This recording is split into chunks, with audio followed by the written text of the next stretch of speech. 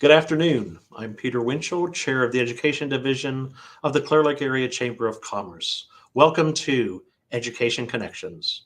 Education Connections is a monthly webinar hosted by the Clear Lake Area Chamber of Commerce.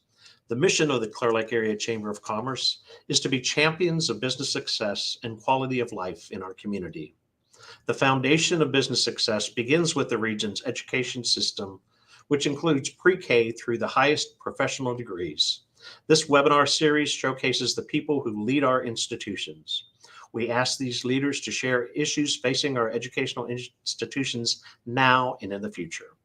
Today, I have with me a very special guest, a leader in our community who is just now beginning his journey.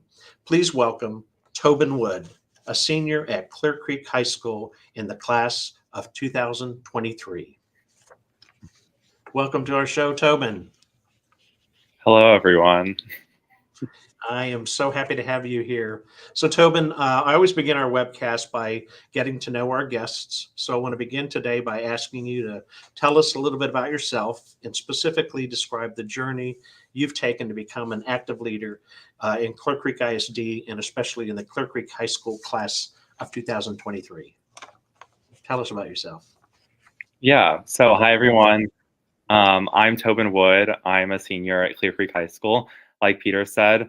And throughout my high school years, I've been involved in numerous activities, specifically things that involve more political advocacy, as that pertains to a lot of my interest. I currently serve as the executive director of Clear Creek ISD Student Advocates, which is a grassroots organization that started back in COVID.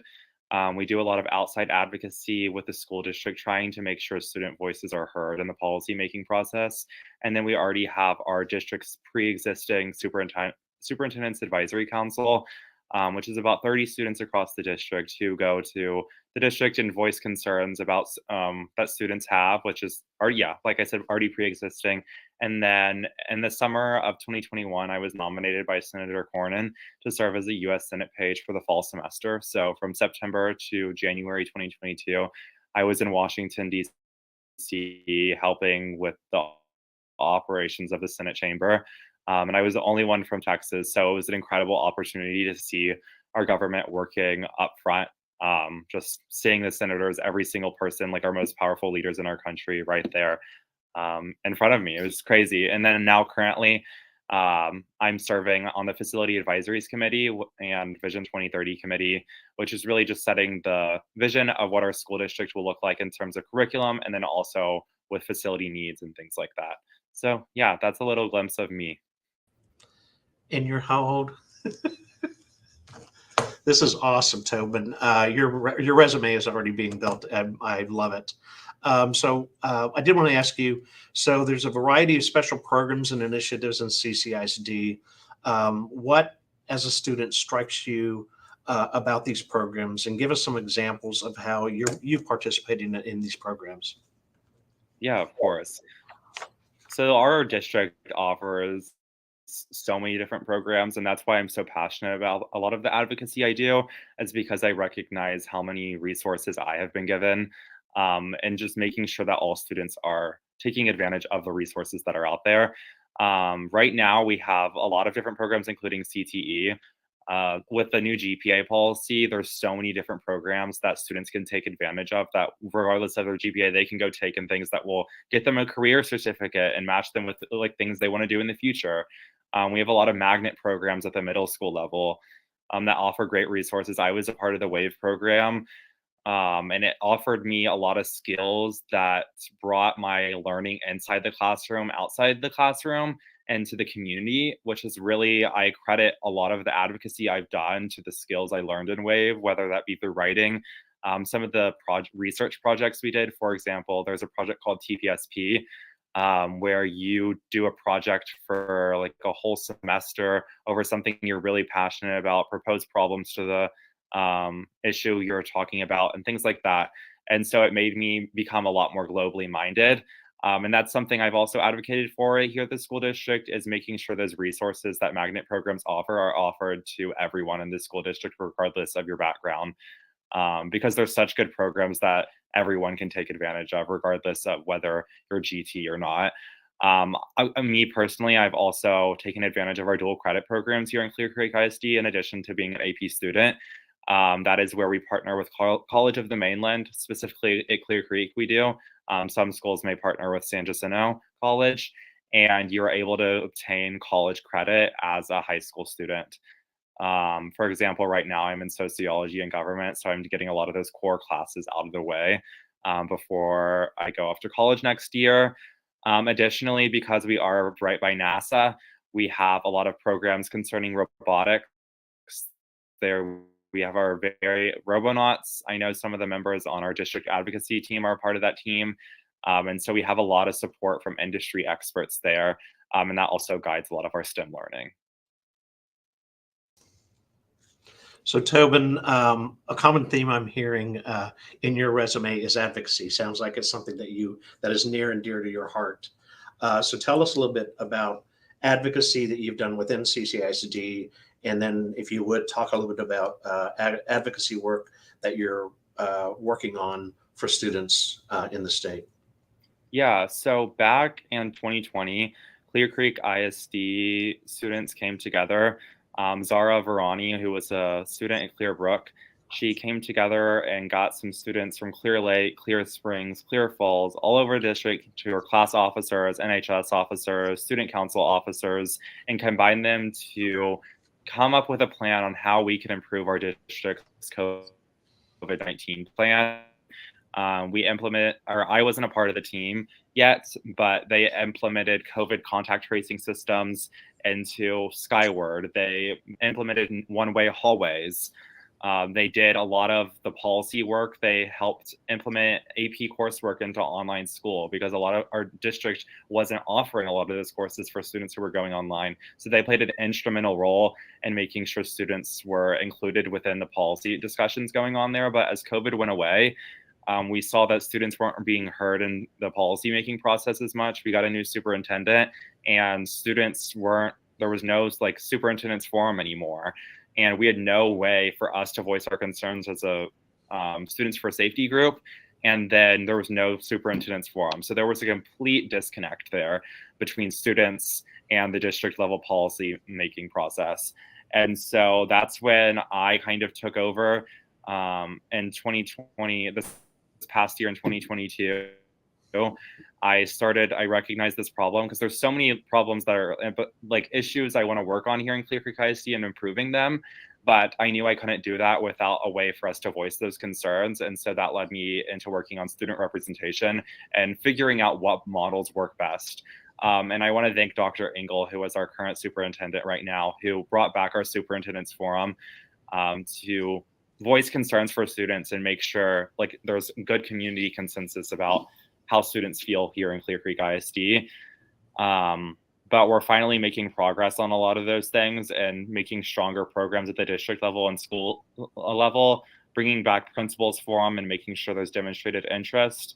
One of the main things I was really interested in was in making a student member of the board bill, which would permit one student to be elected or selected by the school board of trustees to serve as a non-voting student member of the board. And so that would directly make sure students are heard at the beginning of policymaking processes, rather than going to a school board meeting and saying your opinions about a policy that's being passed that day. You're included right at the beginning. And so it would be not just a problem that fixes student representation here in Clear Creek ISD. I got ahead of myself there, but there's a bill that's being introduced and voted on in the House of Representatives today at our state legislature, HB 2647, that would allow a non-voting student member of the school board. And so what I was going to say was that this directly wouldn't help just Clear Creek ISD, but would solve so many problems across the state. And it would provide accountability of what's happening inside schools to school board trustees and our superintendents, because that's where all the policy is made, and just providing so much accountability for what's real, what's not, as school boards are becoming so much more politicized, when it's really just about serving students. Yeah, that's absolutely phenomenal. And it's HB 2647, and it's being heard. Yes. as we speak. Yeah, That is phenomenal. yeah, it's being voted on today on the House But of Representatives, and so yeah, so hopefully sometime tonight, late tonight, we might hear something on it. yes. That's awesome. I'm very, very impressed. So you're building a wonderful, wonderful resume, or you have, I should say, built a wonderful resume. So my next question is, what advice can you give to students who are just now entering high school, and specifically tell us the benefits of being involved above and beyond going to school every day, how it's benefited you, and then how they can actually get involved. Yeah, definitely. So at the beginning of the school year back in October, Clear Creek ISD passed a new GPA policy that would remove electives from class rank and GPA calculation. That way, students can explore their interests and not be limited to take an overload of AP courses and not take that engineering or art class or theater class that they would have earlier on in high school, or that sport. Um, so I would say if you're coming into high school right now, take advantage of those resources because CCISD offers so many resources. For example, like at Clear Springs, there's like a culinary arts class. I'm like, if this GPA policy would have impacted me, I would go take the culinary arts class at Clear Springs High School. There's just so many resources, cosmetology programs, farm tech programs, dentistry happening at Clear Creek High School, construction, just literally so many programs. And so whether don't feel like you have to follow one path either. I know there's an endorsement plan where there's STEM, there's business and industry, but don't feel like you have to follow those pathways because there's so many resources and things you can explore with these new policies. So really just take advantage of that. And as for me personally, I would say make strong relationships with your teachers. Your teachers care about you so much, and that's why they stay and teach in your schools. They provided me with so much resources and support within my own political advocacy. For example, like at Clear Creek, we have our librarian, and she is someone I have always been able to talk to since sophomore year when I was enrolled in AP Capstone Seminar about some of the political things I'm doing at the district and around here. She's just been a backbone of what I've done, or even my college counselor this year, Ms. Colick. She's helped me get scholarships, just walk through my future of what I want to do. As much as it sounds I want to enter policy, I honestly still have no idea what I want to do, and I really hope to continue to explore that in college. And so really, I would just say relationships matter a lot. It's like the most valuable experience I've learned in high school how much they matter. And it's just like really fulfilling to get to know the people around you and your community. So that's what I would say. Okay. Awesome. I'm hoping we can get this to some students, especially those just starting high school. Your advice is spot on, especially when you say relationships matter. So thank you for that, Tobin. And so along those lines, what advice would you give to teachers, administrators, other stakeholders in Clear Creek ISD? What should we be doing to make sure education is better for everyone in the district? Yeah. So like I mentioned earlier, listen to students. I think education has changed a lot over the past, like since my parents were in high school, since my grandparents were in school. Students weren't able to voice their concerns with principals, with teachers, how they felt in a classroom environment, whether they felt like they were learning, whether they felt like they were heard, and just like how they were being treated. And so as we move forward into like this new world of education, I would just say always listen to students. Students know the ins and outs of what's going on inside of school. We are impacted by all the policies that are passed by the school board, by teachers, by principals, by everyone. So we're like the direct um, the direct person that it impacts really. I would say also create an environment where students feel like they can voice their opinions is really important too. I was always like earlier in high school, I probably say I would be more timid to say things, but honestly, teachers love hearing from students and how they can improve and improve a classroom setting to best serve like their goal and their mission within serving students. And then really, I would say community consensus matters, and I would like to credit like the chamber, BayHap too, and different things like that for like providing, or I'm going to go back to like an example for this about why community consensus matters so much. For example, like in Vision 2030, we were planning on what our school district was going to look like for when the fifth graders graduate in 2030. And so we had a bunch of different people from the business community, parents, students, a student panel, NASA workers, all our like district admin, just industry experts, all there about what we want our district to look like and serve the needs of those students. And it was really important to making sure as we're moving forward and planning what we want our school district to look like, we're all on the same page. And that creates positive community feedback. And just like just a shared vision and inspired, and keeps like the teams consolidated and motivated to keep working hard together. That's what I would really say. Yeah. Fantastic. All about relationships. I love it. So one of my final questions, because this is sponsored by the Clear Lake Area Chamber of Commerce, what advice do you have for members of this community to help foster continued educational excellence in our community? Yeah, definitely. I would say our district wants to hear from business people. They want to know what they can do to provide the employment, the resources for not only students to exceed, but the future workforce to succeed. And that goes back to me talking about the CTE courses we offer in Clear Creek ISD, from dentistry to farm techs to working in construction to working in automated technology to culinary to all these things. There's so many things that our district is working towards and improving the connection between students and the business community. And so I would say plug in with local schools and tell them like what is needed within your industry, whether that be even restaurants, whether that be you working in, I don't even know, we have a big maritime industry here. What can our district do to help serve those communities? Because if you create strong relationships with the schools and understand the importance of that industry, then they're more likely to do something that benefits your industry and create more employment there for students. So that's what I would really say.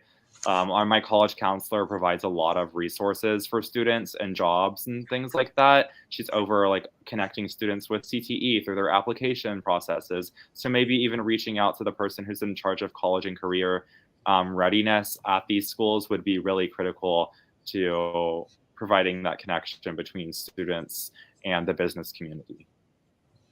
Fantastic. Well, impressive resume. I really appreciate you coming on the show today. And so I'd like to hear from you. What are your future plans? Yeah, so I will be attending the University of Texas at Austin in the fall. I plan to pursue a double major in business and government. I'm really excited. All my siblings go to UT, so we're officially a UT family since I'm the youngest of 3 siblings. So I'm really excited. Though I say I'm going to pursue a degree in government and business, that could completely change, and I'm just excited for what paths I may take in the future. And Austin is an amazing city with so many resources for me to grow, whether that being by the Texas Capitol, through the new tech companies, or even working for law firms or different things like that. There's so much opportunity for me to be made at the University of Texas at Austin. Awesome. Well, Tobin, this has been a real pleasure. I'm very, very impressed. I've only met you a few times, but I'm glad we had this time to talk together, and look forward to seeing more and more of your work now and in the future. Appreciate you being on. Awesome. Thank you so much. All right. Thanks, Tobin. Thank you for joining Education Connections, hosted by the Clear Lake Area Chamber of Commerce. Please join us next month when we will have another great leader in our community sharing with us issues facing our community now and in the future. And again, thank you, Tobin Wood.